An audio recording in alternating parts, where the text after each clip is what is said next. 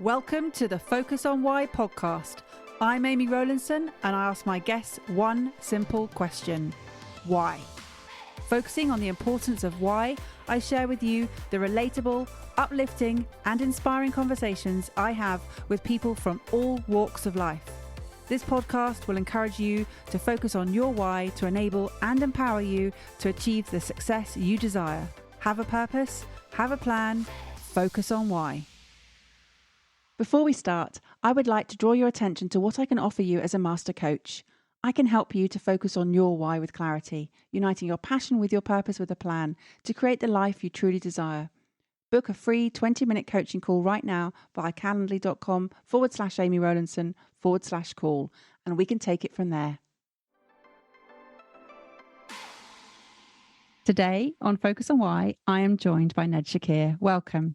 Thank you very much. Great to be here.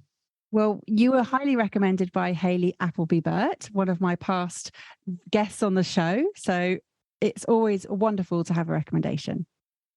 Great to hear. You know, you don't tend to know what people are saying about you behind your back. So it's a positive that I was recommended. Well, she said you have to have him on the show, and we had the conversation and I can see why. So here you are a few months later. Let's share with the audience what it is you're focusing on at the moment. Well, as with most people these days, my life seems multifaceted. I have a focus which is my personal journey, which is martial arts. I run a small school in Leicester as part of a much larger organisation. I teach kids from the age of 4 years old and upwards. And then I have my own business, which is focused on empowering men in business to connect with their time for themselves. And then I work with Gordon Bircham as part of Business Mastery. I'm the head of coaching and delivery there. We support martial arts school owners in creating their businesses and becoming black belts in all things business. And what's the transfer of lessons between the two areas there? Oh, it's everything. I mean, you can see that there is a connection between what I do, and that is by design. The life experience that I've had got me to a point where I said to myself, I'm not doing what I love. And that was a few years ago. So I decided to focus on doing what I love. I love martial arts because of what it's done for me and my family. I get the opportunity to teach young people and adults in those ways and mentor people. And then as a father, the work that I do with business owners is a lot about connecting men with their children by creating that time for themselves. And then, of course, what I do at Business Mastery with Gordon is about not just helping people run their businesses, but about elevating the martial arts industry as a whole. As a group, we're at the pinnacle of business development in martial arts. So what we're doing is creating more and more opportunities for young people, for parents to discover what they're truly capable of, for them to be able to go on their own journey, to continually develop themselves, to have that experience of achievement, and to be able to then turn that around and give back, whether that be to their teams, their loved ones, their families, their children. You know, all of what I do is connected in that way. Now, I've been recording these episodes for a while now, and there seems to be a thread or a commonality between what it is people do and a lack thereof of something in their younger life. Is that the case here? Yeah, I just wonder if you're creating something that you didn't have for yourself. Sure. There's certainly, with regard to martial arts, it was a gaping hole. The experience of life I was having didn't fulfill me at all.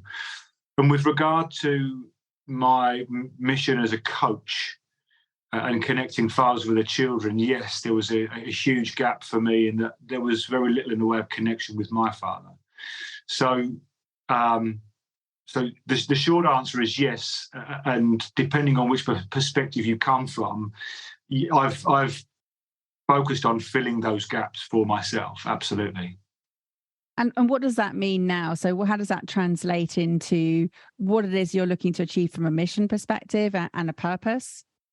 So if I consider the experience I had as a young person, and the impact that my formative years and teenage years had on me growing up, the challenge that most people will experience is that I entered this world as when I became an adult with very little skills in being an adult.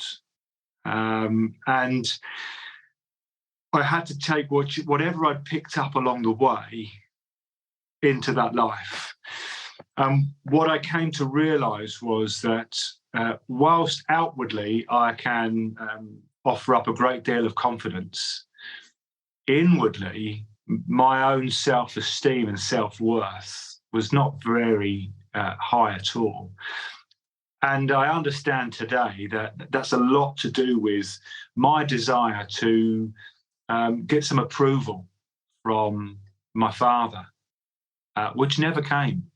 And despite a journey of more than 40 years, to this day, still hasn't come. And so eventually what I had to do is I had to recognise that I needed to create that approval for myself. I had to show myself that I am worthy, that I can achieve whatever I set out to achieve. And my journey through martial arts certainly allowed me to do that.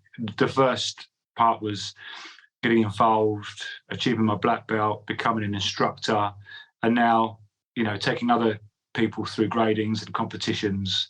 That I can now lean on that and say, look, you did this, you do this. That confidence can now not just be outward, but inward as well. And with regard to the work that I do in my coaching, it's twofold, really. Most of the people I work with will tell me about an experience or experiences they had growing up, the disconnection they had with their parents, and then that lost journey that they went on, picking up beliefs around who they are. And, part of my work is to allow those people to let go of those stakes in the ground that they've tied themselves to, and be able to, flourish as individuals. And where that kind of connects all together is that as I empower men like me to be better fathers, to have more time to spend with their children, they can then give back to their children what perhaps they didn't receive in their own journeys. They can be present, they can be connected.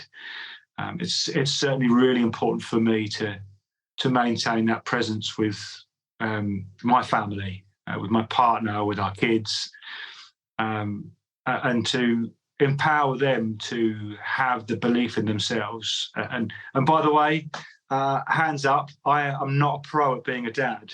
Our eldest is 12, but the mission is, to create a tribe of fathers who can collectively and responsibly create adventure, courage, kindness in themselves, in their homes, and in their communities. That's where my work is, and that's a huge part of my purpose.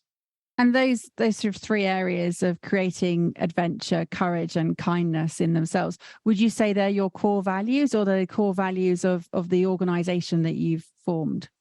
So, absolute adventure is one of my core values, empowerment, kindness, and I've come to find that courage, which goes hand in hand with vulnerability, is certainly where I have to be every day. An example of that is as a man, as a martial artist, you might expect that a big tough guy who can handle himself in any situation. Well, that's fine, but sometimes you need to be able to stop and accept your weaknesses and see that acceptance as strength.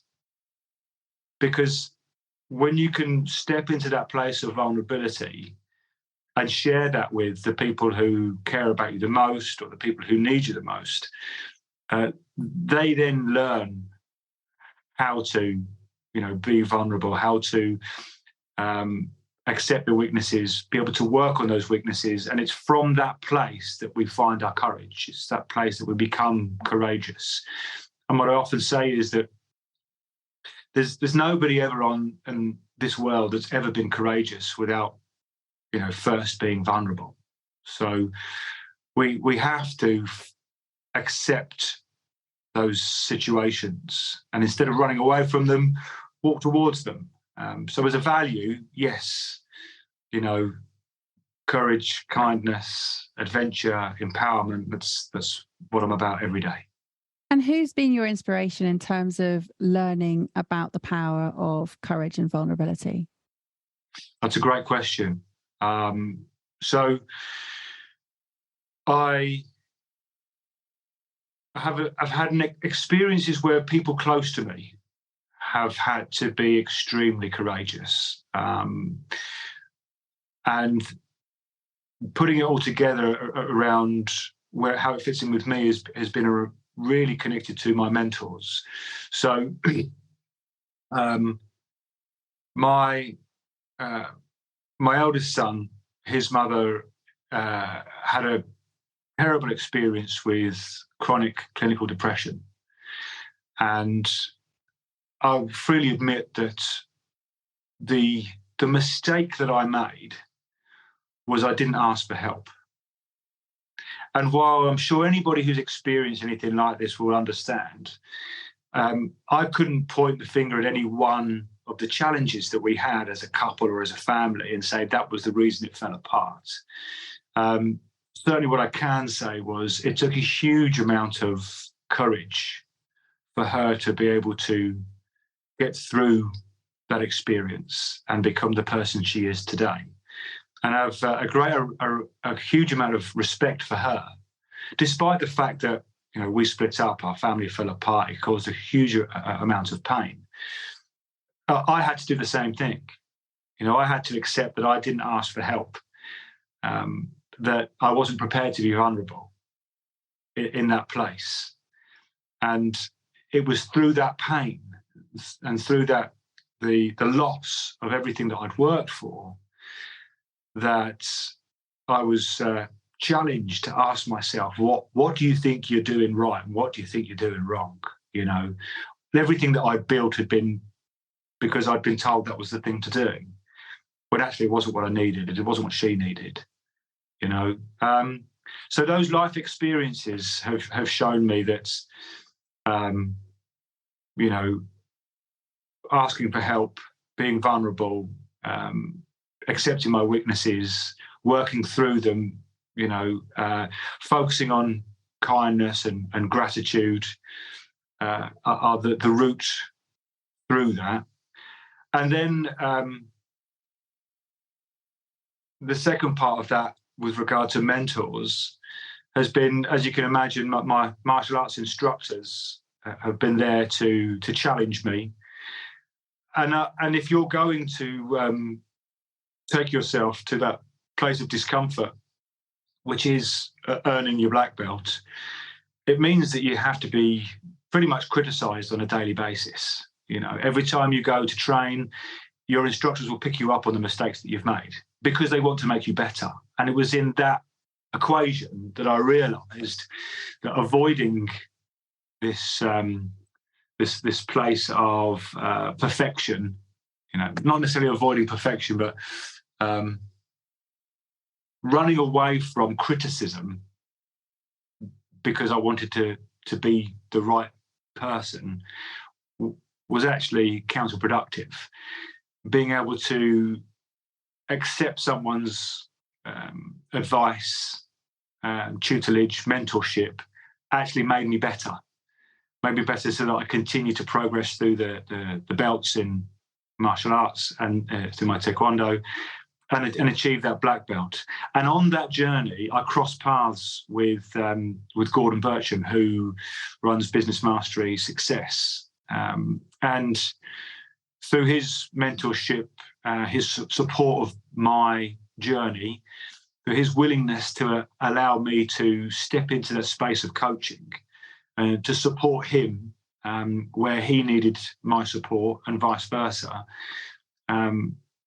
I've been able to let go of what I thought I was supposed to do and really focus on what I'm here to do, what I'm great at, where my genius is. And Gordon was the person who allowed me to tap into that, gave me the space outside of, martial arts within my career to be able to really challenge myself. And he was the one who said, look, you've been talking about doing this. I don't see you doing it. Well, what are you going to do? And it was at that point I was like, okay, we do it now. And by the way, that was November 2019. And everyone knows what happened next. So, if you're going to be vulnerable or courageous, you might as well do it in 2020, right?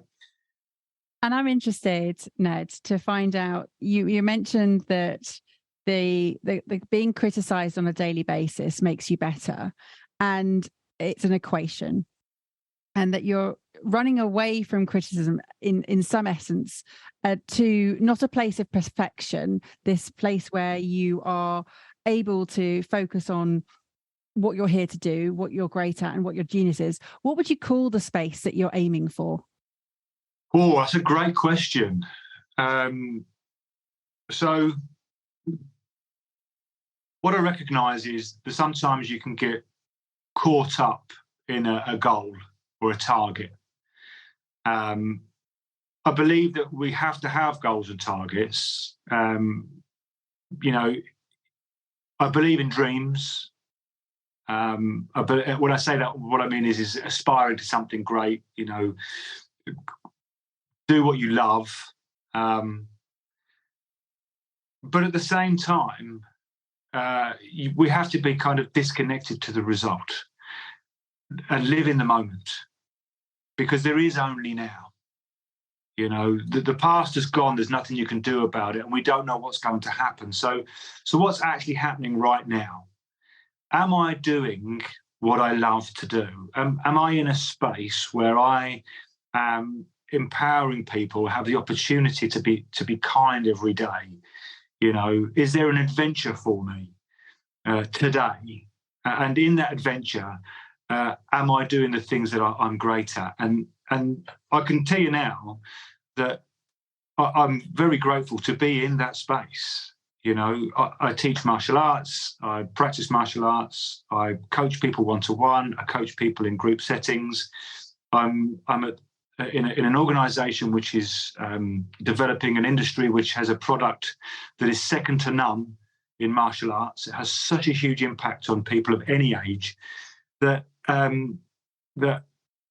have to say that compared with where I was, in a job, earning great money, paying a mortgage, providing for a family, that ticks a lot of boxes, but it didn't actually tick what I needed here, and yet now I'm in that space where I can do that thing every day, and at the same time I can provide, I can pay the bills, there's opportunities and possibilities every single day.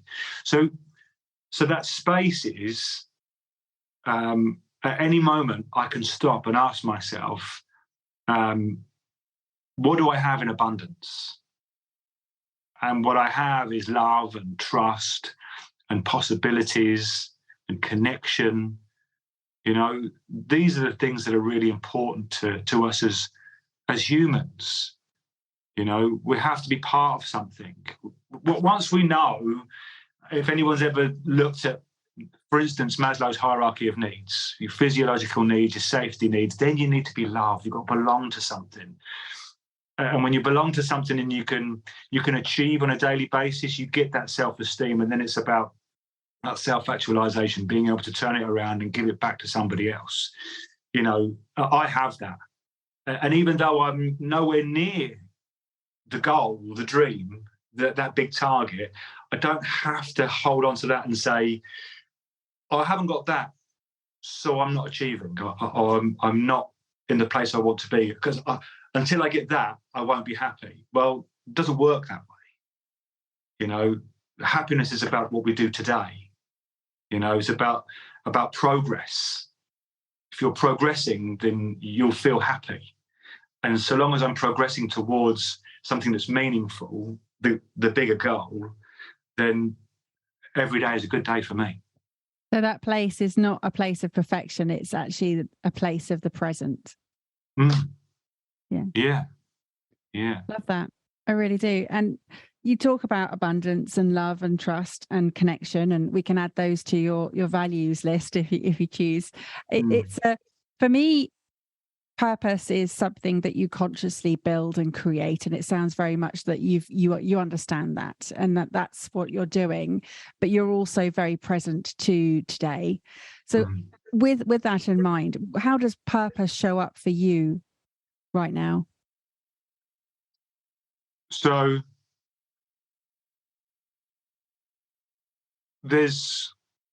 in the moment, it's the energy that I have to do what I do. It's a driver. So I suppose, as an example, once upon a time, if somebody said to me, "Do you want to work on a Saturday morning?" But no chance.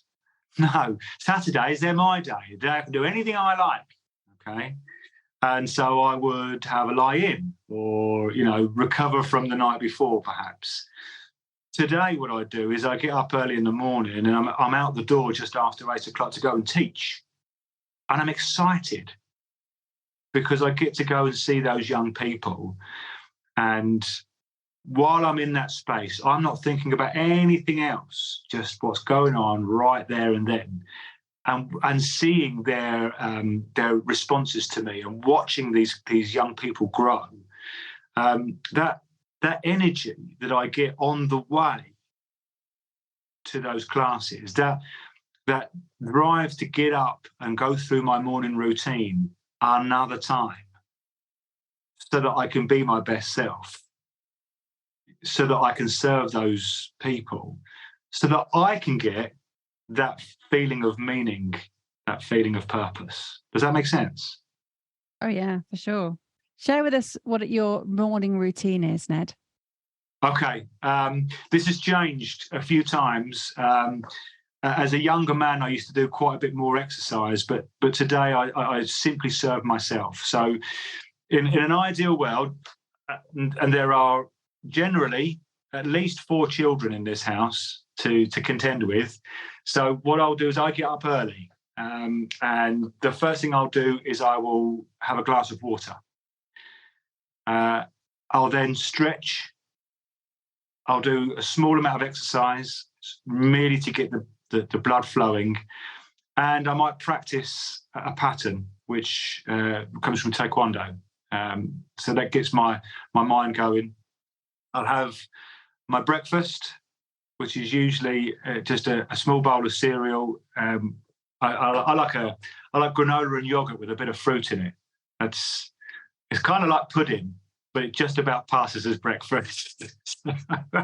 That's my treat for getting out of bed. If I know that if I get out of bed, I will get to the point where I get that breakfast with a cup of tea, and then depending on the routine, depending on what day it is, I'll then go and read for half an hour. If I don't have that reading slot, it's usually because the children are around and it's sorting out their breakfasts, getting them dressed, organising them to get out the front door, and then it's the school run, which for me is something that I get to do, not that I've got to do. It's time well spent for me. And then from there, it's usually either 9 o'clock I'm back at my desk, or 9:15, I'm either in the office of the business mastery or a co-working space in Northampton. And it's from there, then I start my working day. Brilliant. And what is it that you're reading when you get the chance to read? Oh, I'm just rereading The Alchemist by Paulo My Coelho. favourite. Yeah, I read it a couple of years ago. I thought, wow, that was brilliant, because for me, I think it's a journey that anyone can experience. And the question I asked myself when I read it was, where am I on that journey? At which place do I think I'm at? Have I crossed the water yet? You know, am I selling the crystal? You know, have I ventured into the desert? You know, so I'm reading it again now because it's a beautiful story. I think it says everything about what we are, what we do, what we're capable of, and as you've heard from me today, you know, it's up to us. You can just take the sheep around everywhere that you know, and trust in that, and that be an existence for you, or you can take the risk and seek out your treasure and come up against the challenges. But in those challenges come all the lessons and the joy and the experience of life. So, yeah, it's a great thing to read of a morning. Yeah, well, I'm not going to let anyone have the book spoiled by sharing any more about The Alchemist, but I am just going to pause for a moment and just say what a magical book it is. And it's probably the instigator for why I do the work I do, because I read that book quite a few years ago, and it was just like, yes, this is what I want to do in the world, and this is how I want to frame it, in terms of you get to choose and build, but you have to recognize your own personal legend, as he calls it. So tell me a bit more about the Alchemist, the journey that you are creating for yourself, and yes, that you probably can translate that to various elements of the book, but in terms of your own journey of where you're creating and where you're going next. Well, I spent a lot of time supporting other people, helping people grow businesses, you know, whether it be in the days where I was employed, previous to working as a coach. I worked with my best friend. We built a business in construction. We did very well, but it wasn't, didn't meet my desires. There was no light at the end of the tunnel. So the journey that I had to go on was to let go of that and really take the risk and do what I love. So my opportunity now is for me to take that journey, not necessarily solo or on my own, but for the reasons that are mine, you know, to be able to find what I want to do. And I know that being in a space where I can be connecting with other fathers such that they can create better relationships with their families is all about really helping people grow together rather than grow apart, which was my experience with my father. So my future holds experiences like the one-to-one coaching and group coaching that I do, but also adventure retreats. So the idea is to bring fathers and their children on a retreat where they have an adventure, and through the spirit of adventure, find those connections that they have together. I'm really excited about it because I've been fortunate enough to travel the world on a snowboard. I've been all across Europe, North America, and Japan, and I always describe it as it's like when you were a child and you were out on your bike and you'd find a new place, some woods or a park, you know, a new swing set, something like that, and the day became an adventure. Well, I have that same experience whenever I go snowboarding. You know, we go to a new resort, you have to find your way around, you get up onto the hill, and the whole day is just an adventure. You know, you're testing yourself physically, which means that you're tired at the end of the day. And of course, there's fun to be had with an après ski, you know, and the complete departure that the mountains provide from a life of work and, you know, city life or village life, you know. So I'm looking forward to creating those spaces for people to come and join in. And I've got some great people around me who are part of the journey. And I can't say too much, but I know that the experience that people will have through that adventure and connecting and doing something they've never done before, or developing what they've already done, as a business coach, as a martial arts coach, there's just so much that I can offer. And I know that we talked earlier about in the moment, when you ask yourself, what do I have in abundance? Well, for me, that brings everything together. To be in the mountains, doing something I love, with people that I love, means that I've got it all.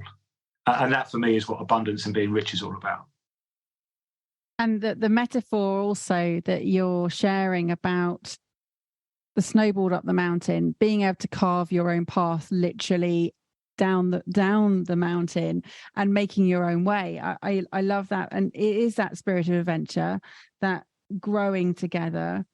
And I'm just wondering, the adventure that you bring to it, I feel I can really see the young Ned just having the most amazing time with the current version of Ned as well. Yeah, do you know what? It's a great shout, Amy. I think that one of the things that has been so powerful for me has been connecting with that little boy. You know, the little boy who perhaps got left behind or didn't have that relationship with his dad. You know, I think the thing is, it's a question you know people have asked themselves before. What would you, if you could meet yourself again, what would you tell yourself? And everyone says the same thing. That it's like, go for it. You know, you're loved. You know, you're brilliant. And you know, I mentioned the experiences I had, you know, with my first son's mum. You know, that journey really took strips off me, and I forgot who I was. And being able to reconnect with that little boy through that sense of adventure, you know, my mum used to say that whenever we were out, if there was a sandpit or something, I would jump in first without even looking. I'd be straight in there. Whereas, you know, the other kids might perhaps dip a toe first, not me. I was always straight in. Well, that person disappeared because of the weight that I had of providing or trying to find that perfection, or not being able to take criticism, or, you know, upholding what I'd made up to be what a man should be, because I didn't really get that support or guidance as a young person. So yeah, I was able to, you're absolutely right, I'm able to go back to that little boy, think to myself, what would that little boy be doing now? Well, he'd just be laughing. He'd just be having a good time, making loads of noise, you know, and not being afraid. You know, that's the hardest part to all of this, isn't it? You know, we are built as human beings to be afraid. It's a natural response to keep us safe. But the thing is, we can't afford to stay in the cave. We've got to venture out, you know. It's not easy. It's much easier to be downbeat. It's much easier to be negative. It's much easier to see the things that could possibly kill you, you know, and stay safe. Whereas when you step out of the cave, the colour, the experience, the challenge, all brings that abundance to your life. And I think that if you consider that the adage is to go at life like a 4-year-old wearing a Batman costume, right?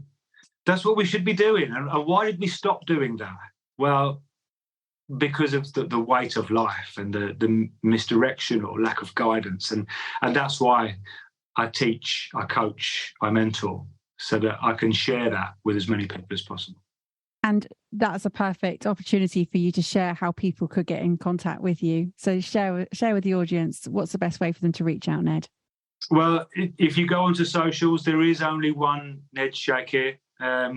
So you can go onto Facebook, Ned Shakir. You can go onto Instagram, Ned Shakir. You can go onto LinkedIn, Ned Shakir. You can find my website, Ned Shakir. All of those places, there are buttons to click and stuff to get and, things you can download.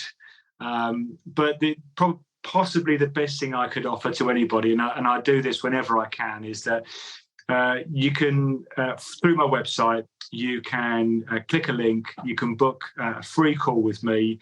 There's never any hard sell with me, because it's all about making a connection, having a conversation. And if I can help somebody in that short amount of time on a call, hallelujah, I'm meeting my purpose, right?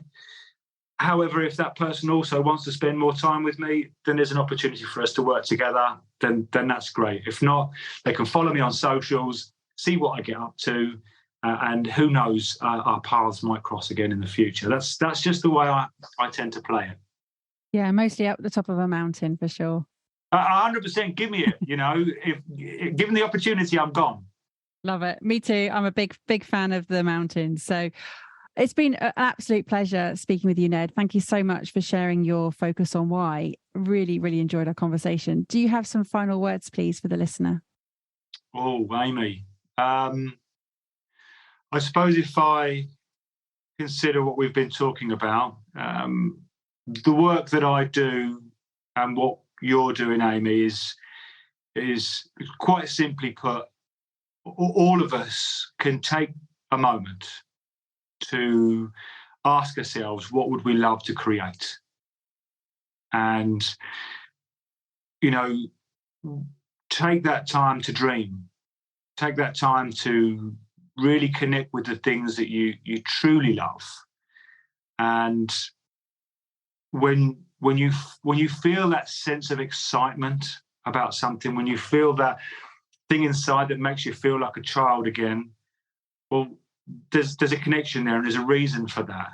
And so my challenge to those people when they're thinking that way would be to hold on to that and then start to do the work, which is ask yourself, where am I right now? And what do I need to do to get there? What's my first step? And when you know what the first step is, all you've got to do is take action, do it, walk towards it, make it happen.